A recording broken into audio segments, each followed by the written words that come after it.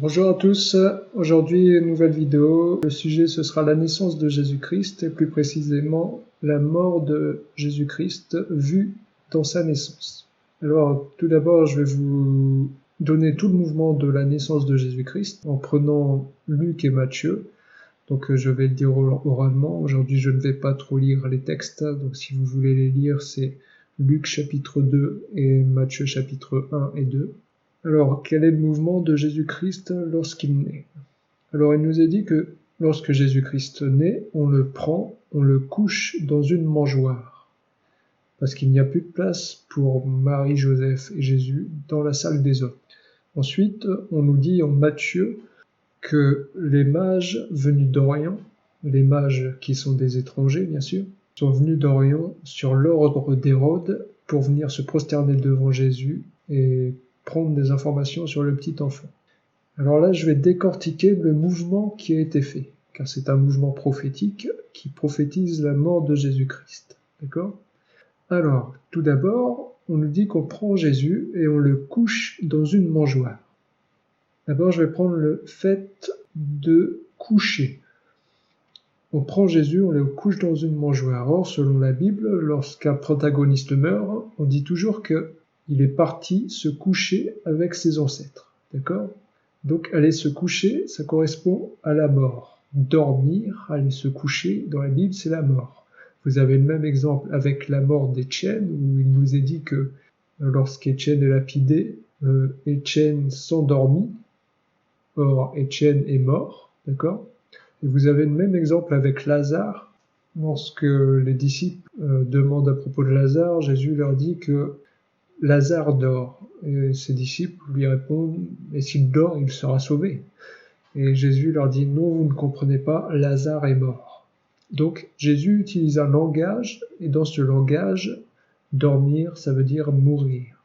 Donc lorsqu'on prend à la naissance Jésus pour le coucher dans une mangeoire, rien que le fait de le coucher, c'est-à-dire qu'on fait mourir Jésus pour le mettre dans la mangeoire. Et vous allez voir que ça correspond au dernier repas de Jésus aussi. Parce que Jésus dit à ses disciples qu'il est le pain de vie.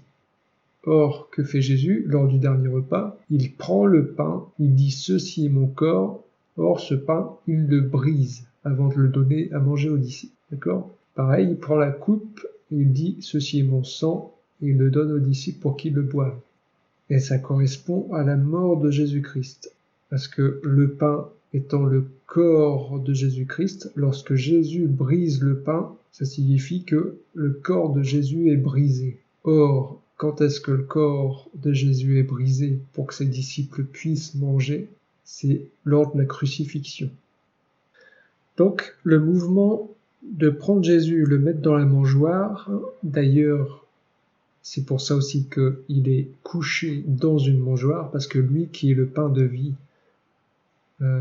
et qui doit mourir pour que ses disciples puissent manger, il doit être couché dans la mangeoire, c'est-à-dire qu'il doit mourir afin d'être mis dans la mangeoire pour que les disciples puissent manger. D'accord ?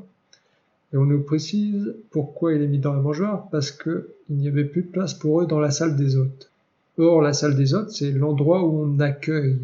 Et que dit l'apôtre Jean à propos de Jésus-Christ? Il est venu chez les siens, et les siens ne l'ont pas accueilli. Mais à tous ceux qui l'ont accepté, il a donné le pouvoir de devenir enfants de Dieu. Or voilà à la naissance le mouvement qui a été fait. Jésus est couché dans la mangeoire, il n'y a plus de place pour lui dans la salle des hôtes, c'est-à-dire que Jésus n'a pas été accueilli. Et c'est pourquoi il doit mourir, c'est pourquoi il est couché dans la mangeoire. En revanche, les mages venus d'Orient, qui sont des étrangers, viennent de loin pour l'adorer et pour se prosterner devant lui et le reconnaître comme le Messie. D'accord ? Vous avez là tout le plan de la rédemption pour les non-juifs. C'est-à-dire que Israël n'a pas accueilli Jésus, Jésus a été crucifié, il sert désormais de nourriture à ses disciples, et c'est les non-juifs qui viennent pour l'adorer. C'est le temps de la grâce, c'est nous aujourd'hui, d'accord ? Et par qui sont envoyés les mages? Vous allez voir que les mages sont envoyés par Hérode. Et Hérode veut prendre des informations sur le petit enfant. Mais pourquoi? C'est surtout en vue de le faire mourir.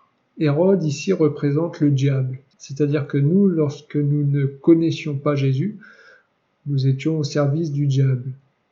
Comme le dit l'apôtre Paul, avant vous mettiez vos membres au service du mauvais, désormais mettez vos membres au service de Dieu. Lorsqu'on ne connaissait pas Jésus, nous mettions nos membres au service du diable. C'est pourquoi les mages sont sous l'ordre d'Hérode. Et c'est Hérode qui demande aux mages d'aller se renseigner sur l'enfant. D'accord ? Mais par contre, il nous est dit que lorsque les mages rencontrent Jésus et se prosternent devant lui, ils sont avertis de ne pas retourner vers Hérode.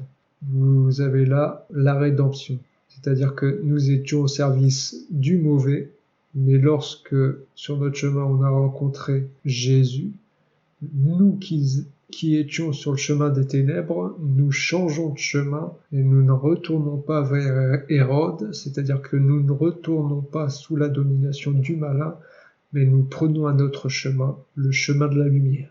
C'est pourquoi les mages, lorsqu'ils rencontrent Jésus, repartent par un autre chemin et ne retournent pas vers Hérode. Voilà, ça c'est pour le plan de la rédemption vu dans la naissance de Jésus-Christ. Plan de la rédemption pour les non-juifs. Mais si on veut aller plus loin, on peut dire que comme le jour de la naissance de Jésus correspond prophétiquement au jour de sa mort, on peut dire que Jésus est mort le jour de son anniversaire. Et je peux confirmer cela par Genèse 40. Vous allez voir qu'en Genèse 40, il nous est dit que le chef des boulangers, que le chef des boissons est enfermé dans la prison avec Joseph. Donc chef des boulangers et chef des boissons, vous avez là le pain et le vin. Parce que quand je dis chef des boissons, il est précisé que c'est pour le vin, d'accord ? Et il nous est dit que c'est le jour de l'anniversaire du roi que le roi voulait organiser un grand festin et que justement il est décidé que le chef des boulangers soit pendu à un bois. D'accord ? Donc c'est le jour de l'anniversaire du roi où le roi veut donner un festin que le pain est pendu au bois, est pendu à la croix. Donc le pain, qui est le corps de Jésus, est pendu à la croix le jour de l'anniversaire du roi pour donner un grand festin.